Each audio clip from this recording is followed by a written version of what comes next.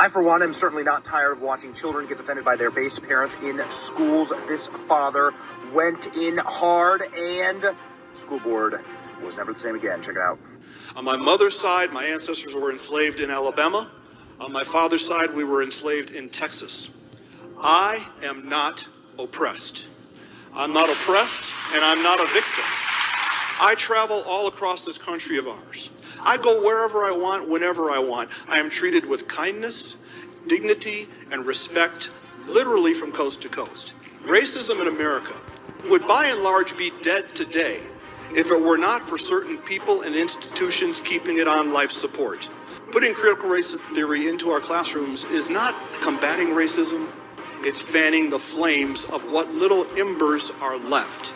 Let racism die the death it deserves, and let's keep living the life of the country that we are.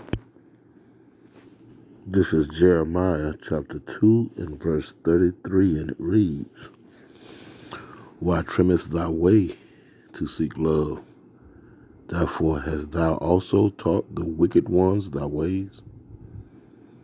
No matter how you bend over and seek to assimilate into the society, you will never be accepted into this man's kingdom, his way of doing things. As you see in the background, they were all Edomites, or so-called white folks, applauding him. This is Baruch chapter 3 and verse 6, and it reads, 5, and it reads, Remember not thy iniquities of our forefathers, but think upon thy power and thy name now at this time. Yes, we got to come out of that mindset of woe is me. We got to look forward to the future, to the promise that the Lord has laid out, that salvation. What's been done. Lord willing, we of the elect number, the 1/3 of the nation of Israel, that can be granted salvation. So it says again, remember not the iniquities of our forefathers, but think upon thy power and thy name now at this time. For thou art the Lord our power, our power, and thee, O Lord, will we praise. Yes, we will praise the names of Yahweh, the Heavenly Father, and his only begotten Son, Yahweh Shai. Verse 7, And for this cause thou hast put thy fear in our hearts, to the intent that we should call upon thy name and praise thee in our captivity, for we have called to mind all the iniquities of our forefathers that sinned before thee. Point being right here, because he said that he's not oppressed. He can move about freely, and he's treated with dignity and so forth and so on.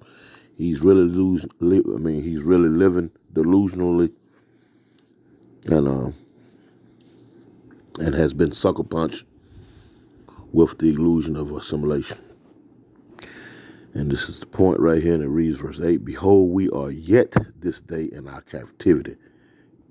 He doesn't think that he's still under rulership. He doesn't think that he descends from both sides, his family, top and bottom, mother and father, from a slave background to somehow he's free today. He's delusional. It says, Behold, we are yet this day in our captivity, where thou hast scattered us for a reproach and a curse, and to be subject to payments.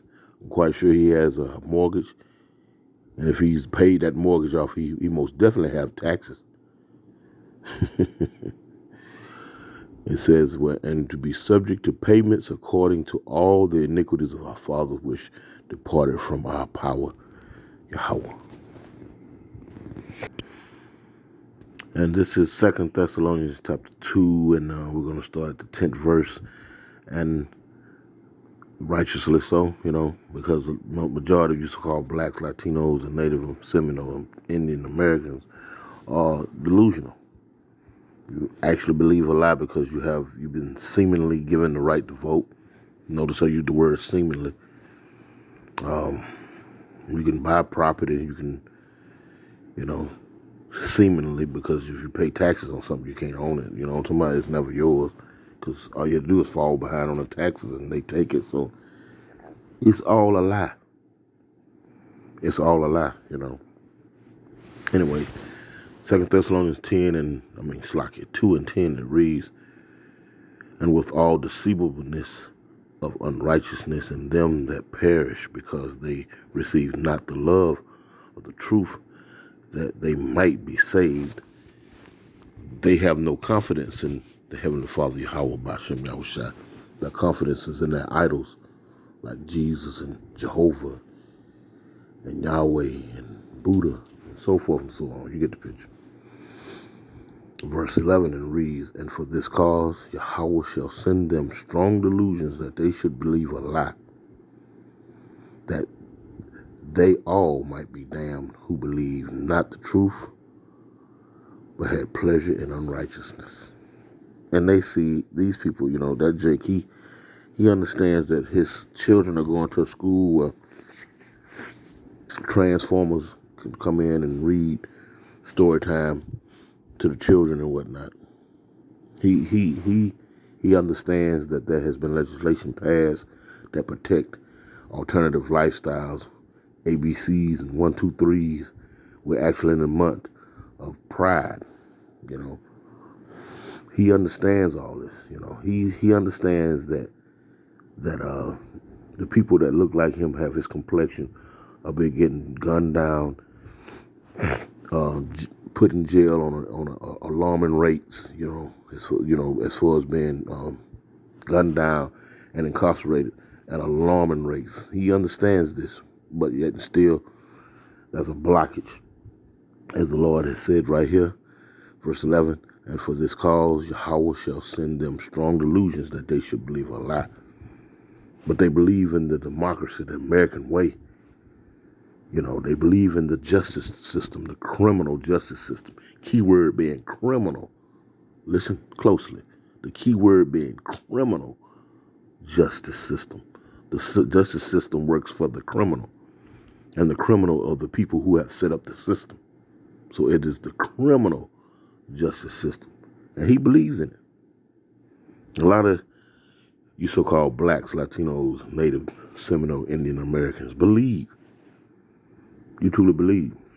But that is the delusion the Lord has set upon you. Because you're unfavorable in the Lord's eye. Anyway, just want to touch on that. I want to give all praise, honor, and glory to the Most High and His Son, Yahweh Bashem Yahushua. Double honors to the Apostle, Elders, Great Millstone.